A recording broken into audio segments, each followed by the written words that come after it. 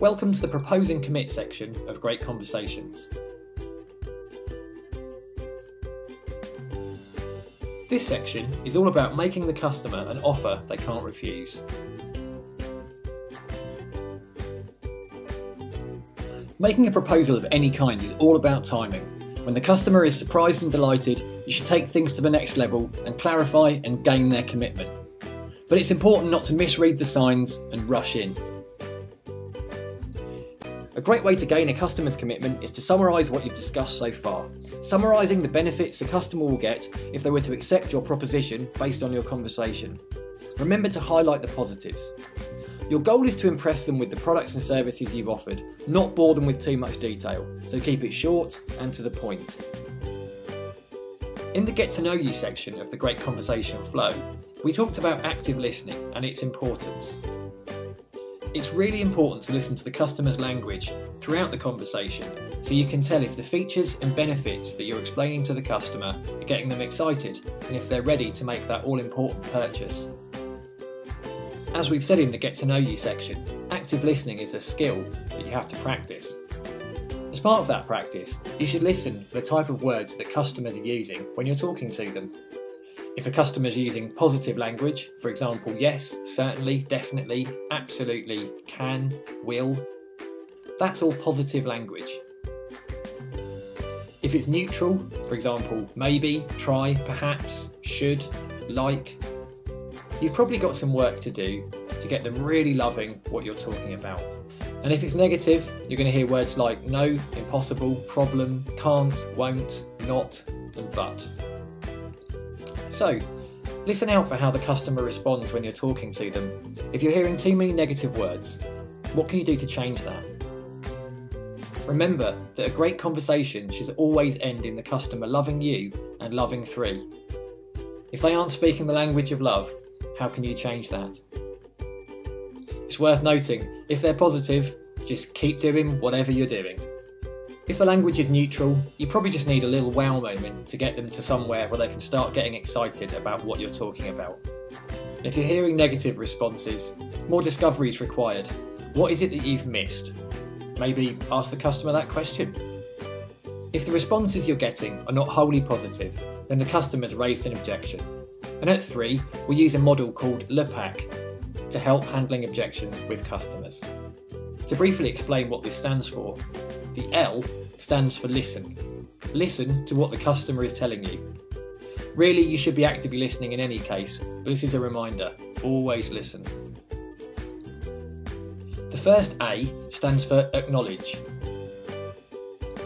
You should always acknowledge the customer's objection. For example, I can see how that may be a problem for you. What's crucial is to ensure that you repeat back the actual objection to ensure that you both have the same objection in mind. The P stands for probe. It's all about asking more questions and trying to understand why the customer has issues.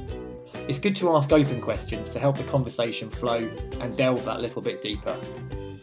The second A stands for answer. You found out what the issue or issues are. You've delved deeper with some good open questions.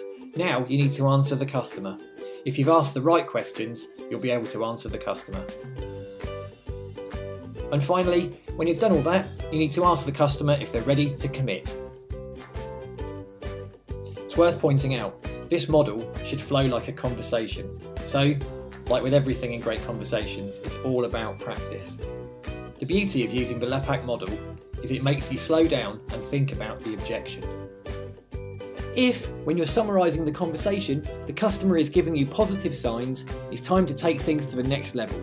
And to confirm they're ready to commit and take the plunge, you can use a number of different techniques to seal the deal. A question close. Well, this is used a lot more now customers are becoming more savvy about salespeople and being sold to. To question close, you ask the customer if what you're proposing solves issues or challenges they've previously identified. It doesn't have to be issues, it might just be a desire to have a specific thing they haven't had before. Bigger screen, better camera, more storage, whatever it is, ask them the question about it. An assumptive close is just that. This is when you assume the customer's going to buy. An example will be turning around and saying, right then, let's take a seat and get that processed for you. If the customer doesn't follow you, you need to go and ask more questions. An alternative close is when you close with two options for the customer. For example, would you like that phone in black or white? The trial close is when you try any one of the above closes to see if the customer is ready to commit.